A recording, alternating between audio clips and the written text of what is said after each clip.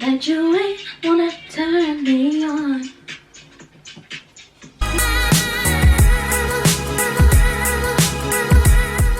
Hi guys, and welcome back to my channel. Feels weird being back in my filming room in my flat. Sorry, I've got a spinny chair again and I can't stop spinning. It's just gonna have to be one of those things. This is like a nervous spin because I haven't been here this long. I did upload a what I got for Christmas video on Christmas Day, so I will leave that in the description bar below. So I have kind of like risen from the dead for 2 minutes, but I decided that I actually want to sit down and like go back to my roots and do a testing makeup video. It's been so long. I can't believe I even managed to do this look because I thought I'd forgotten everything. I mean, it could look worse, but it could also look better. Bear with my makeup skills in this video because they're probably not going to be like as average as they used to be. I don't even want to say they were good, but like average as they used to be because it's been so long. But nevertheless, I'm just going to move on to like what this video is about. Fun fact, another fun fact, there's going to be a lot of these in this video. I have had this palette sitting on the like side table in our living room slash kitchen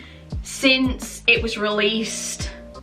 Oh my god, let me check when this was released. Okay, I feel like time has just blurred into one because I thought I bought this in April and I did in fact buy it in October, which is a really big difference. It's been sat since the 5th of October, so I've had this for a good few months now and I've been meaning to do a testing video on it, which is why I bought it. It's actually a really nice palette. It's literally me in a palette. It's colourful. It's called the Sunset Horizons palette and it's by Beauty Bay's own brand. If you've been watching me for a while, I know I say that every video, I'm so sorry, but if you have been watching me for a while, then you'll know that I have used quite a few of Beauty Bay's own products and they're really good. They're really good quality for the price. So this palette was only £15 according to my order confirmation, which is incredible for a palette. It's pretty much a drugstore price. As you can see, I've done my base makeup, so I literally just need to do my eyes. I'm just gonna roll onto the video and test out this bad boy. So let's go.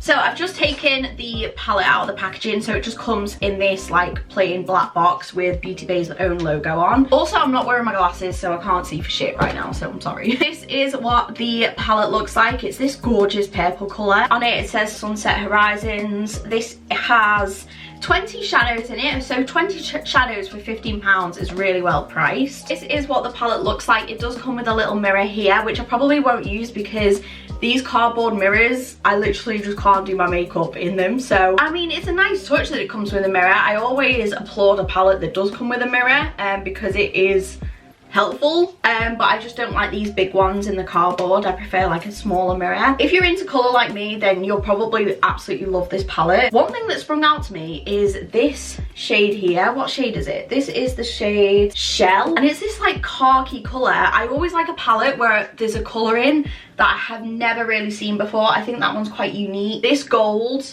shimmer here, I don't want to like press my nail into it, but it's everything. Like, it really is shimmery, and there is a mixture of mattes and shimmers. I'm just gonna go off camera and swatch the shades for you so you can see what they swatch like and what they look like as swatches. Will always say in my swatch videos that don't necessarily take swatches as gospel as such, because sometimes they do swatch on your skin very different to how they perform on the eye. I've had ones that have swatched awfully and then performed well on the eye, so take it with a pinch of salt. But if you want to know like what they look like on the skin and what they look like compared to what they look like in the palette, then I will insert the swatches now for you. Not the world's best swatches, but we don't really expect much from me anyway. This gold looks absolutely stunning, but these two yellow shades just come off as quite chalky. Like I did say, they might not look like that on the eye, but this is what the first row looks like, and then this is the third row. I think I'm gonna cry over this shade. This one's a shimmer, but it doesn't come off that shimmery.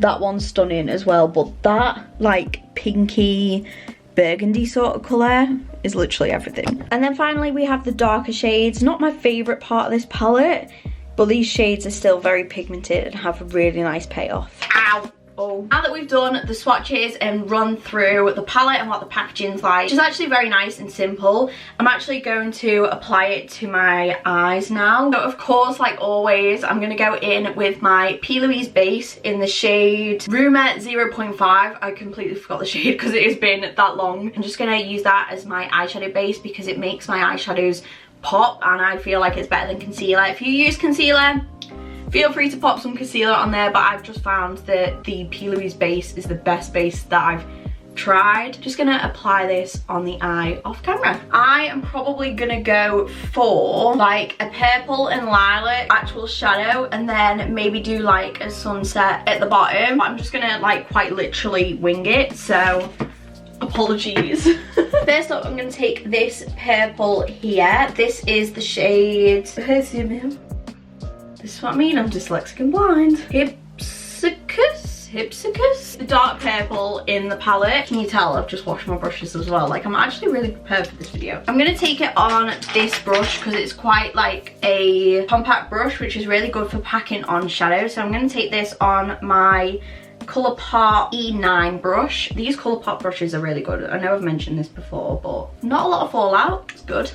I mean, fallout never bothers me, but ooh, that is really nice and vibrant. It's quite rare that you get a purple that's like, looks like a purple, if you get what I mean. I think I'm gonna keep this like quite high up because I can then blend it out with the lilac and blue. I want this to be the main colour, so I'm gonna like keep it this high and then work it up more if I need to. I'm not gonna lie, I would probably pay £15 for that purple on its own. That purple is so stunning and it's really, really pigmented.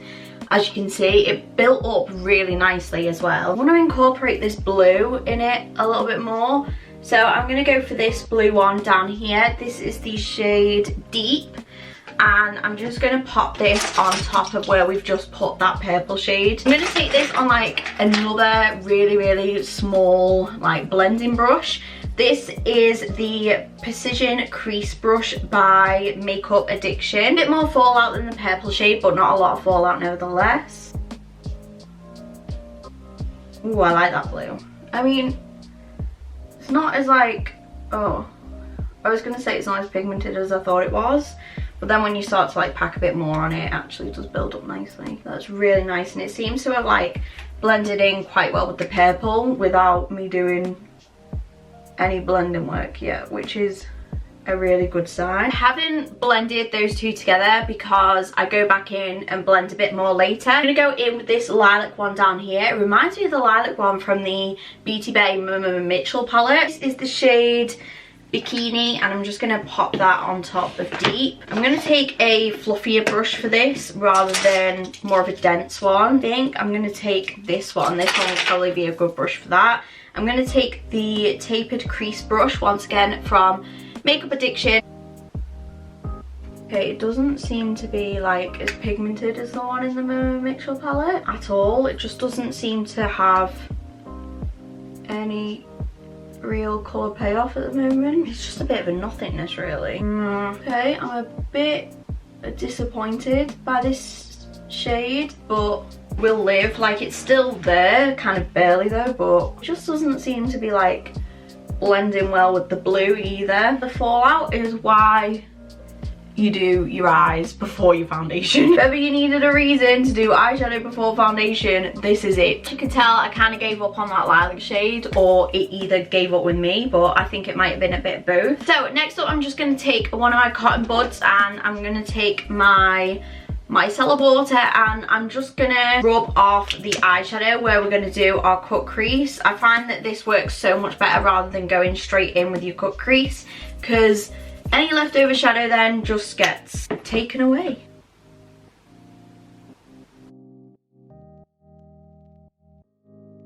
I've just scraped it all off and finished doing my cut crease. I'm gonna look like this so I don't like transfer it onto the top. I'm literally just gonna be like this for the rest of this until I put some shadow on my cut crease. What I'm gonna do is take that Colourpop E9 brush that we had the purple on, and I'm just gonna buff at the side. I don't know if it's called buffing, but we're gonna call it buffing anyway. Basically it just helps like blend everything together. No other product on it, but I just kind of like blend the purple into the cut crease. I did use my P. Louise base again for the cut crease, just as like an FYI. This really helps with blending these two colours together later on rather than getting like that harsh blend. I'm gonna go in with this, oh, just stuck my nail into the dark shade. I'm gonna go in with this turquoise shade up here. This is the shade Base, Boss or Base, not too sure, but it's this turquoise shade here, and I'm just gonna take a flat packing brush and literally just put that shade where I've just done that cut crease. So I'm gonna take the smudge brush by Makeup Addiction, which is just this really flat one, and I'm gonna just take this to apply the turquoise shade onto where we've just done our base.